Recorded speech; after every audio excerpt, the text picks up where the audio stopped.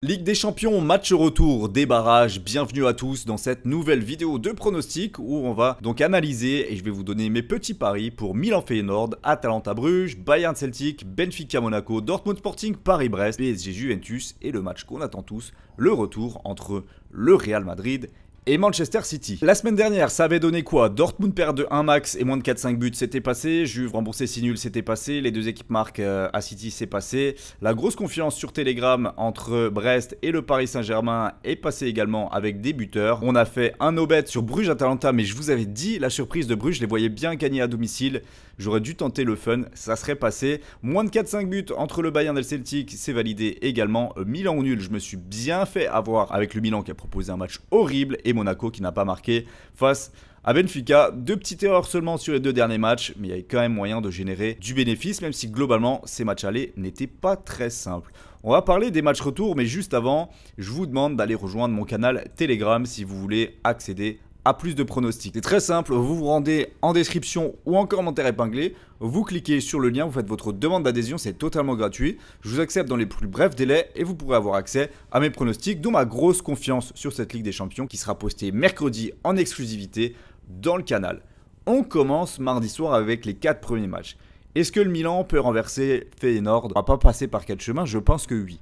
Alors je me suis fait avoir sur le match aller en disant que voilà, Milan était meilleur, qu'ils avaient une très belle équipe, qu'ils pouvaient gagner même à l'extérieur et plier la rencontre, la double confrontation plutôt, avant même le match retour contre une équipe de Feyenoord en difficulté. Ça n'a pas été le cas, j'avais sous-estimé sans doute le fait que Feyenoord à domicile a réalisé des matchs déjà références cette saison, dont celui du Bayern, je l'avais dit en plus, ils avaient battu le Bayern 3-0, et j'ai été, on va dire, aveuglé aussi par le fait que le meilleur buteur, Santi Jiménez, il était du côté de Milan, alors qu'avant il était du côté de Feyenoord et qui plantait but sur but. Voilà, ça n'a pas eu d'influence et honnêtement, le match du Milan, il était pourri, vraiment pourri. Alors quand j'ai vu le 11, je me suis dit magnifique, très très belle équipe du Milan, ils vont le faire, ils vont réussir. Mais non, il n'y a rien eu, même pas un but marqué, donc grosse déception sur le Milan. Ils sont obligés de gagner maintenant pour renverser la tendance. Ils vont le faire. Pour moi, ils vont le faire. C'est une équipe qui a besoin d'être poussée. C'est une équipe qui n'est pas dans la gestion. Et ça, je pense qu'il faut la prendre à nos dépens, du coup, sur cette deuxième partie de saison. Et voilà, c'est pas une équipe qui est dans l'action et c'est une équipe qui est dans la réaction. Un peu à l'image de son coach.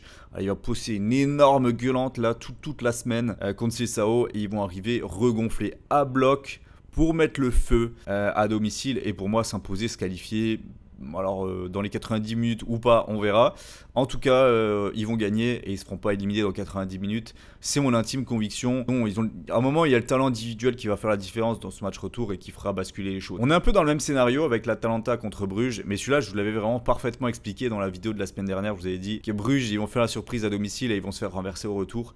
Attention quand même parce que Bruges, c'est une équipe sous-cotée. Hein. Et franchement, il y a un vrai niveau en Europe cette saison. Et même en championnat d'ailleurs. Mais il ne faut pas les sous-coter. Et je pense qu'ils sont capables en fait d'embêter un peu plus que ce que j'imaginais cette équipe de l'Atalanta. Même si, pour moi, il n'y a pas penalty pour Bruges lors de l'action de la dernière seconde. C'est beaucoup trop sévère. Tout comme le carton rouge de Monaco contre Benfica, même si oui, je sais, c'est les règles. Mais voilà, à partir du... Mais on en reparlera après. Je vais quand même pas commencer à m'étaler sur le sujet, on en reparlera après. Mais pour moi, il n'y avait pas penalty pour Bruges, donc la victoire, elle est un petit peu heureuse. On va avoir des joueurs de l'Atalanta qui vont être regonflés à bloc, qui se sont fait bouger, mais qui auraient pu craquer et qui auraient en vérité pu prendre un score. Mais bon, au final, ils perdent 2-1 le match sur une erreur de relance, sur le premier but, et sur un penalty très contestable à la dernière seconde de la fin du match. Donc on va dire que dans le jeu, voilà, ils ont été bousculés, mais s'ils mettent plus d'intensité, s'ils jouent comme ils sont capables de le faire à domicile, pour moi, ils explosent Bruges et ils se qualifient. Ils vont le faire, moi c'est Atalanta gagne ici, j'ai très peu de doutes sur l'issue du match. Bayern Celtic, c'est différent.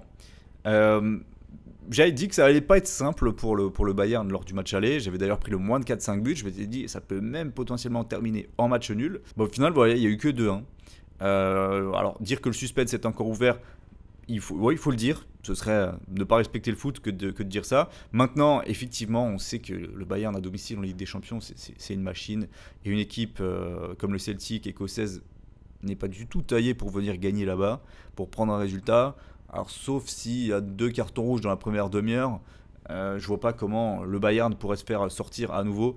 Mais il faut pas être trop arrogant. Il faut retester un pronostic similaire à la semaine dernière.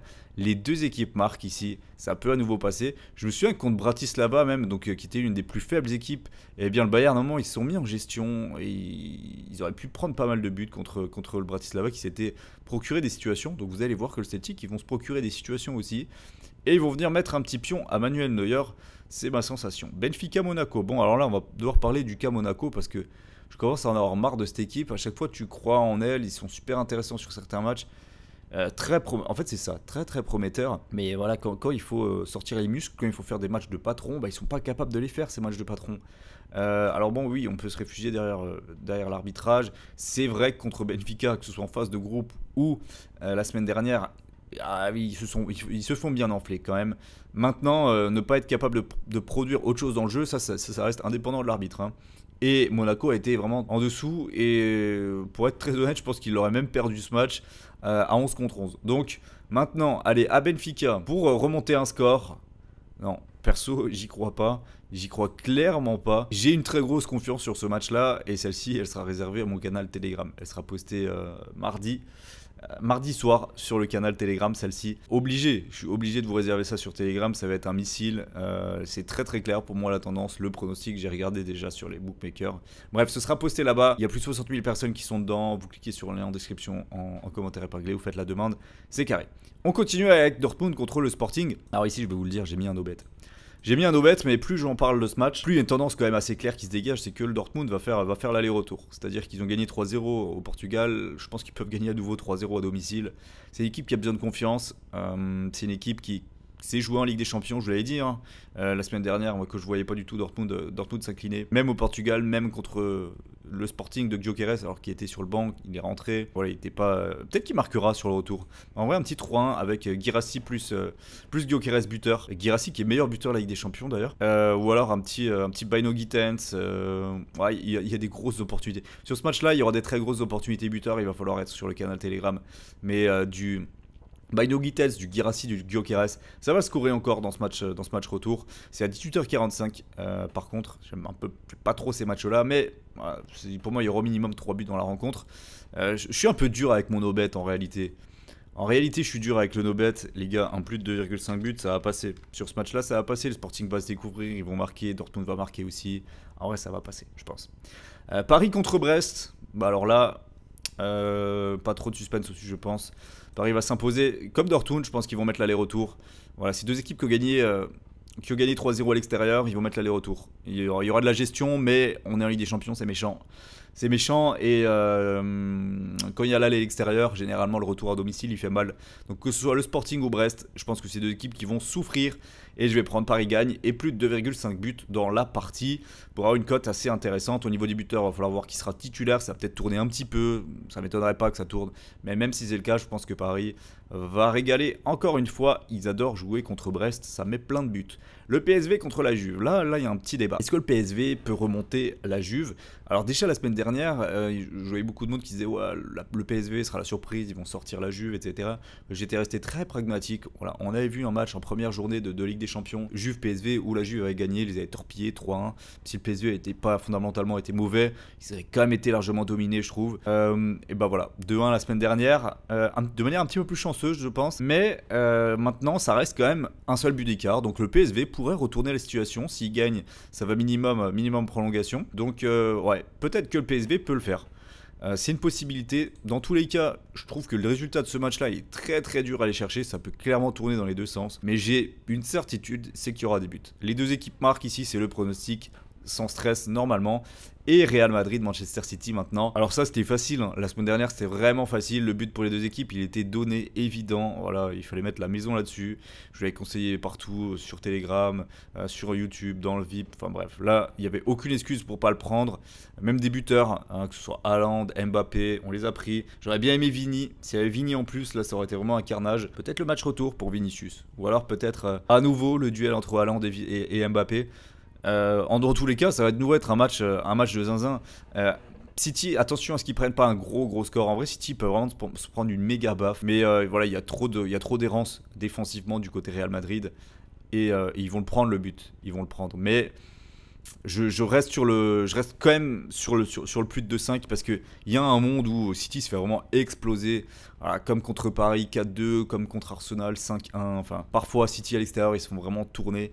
Donc j'ai peur que ça se termine comme ça avec genre Vini doublé, Mbappé doublé. Enfin, vraiment un truc sale, potentiellement. En tout cas, je vois un match débridé comme le match aller. Il n'y a aucune raison entre deux défenses qui ont du mal cette saison.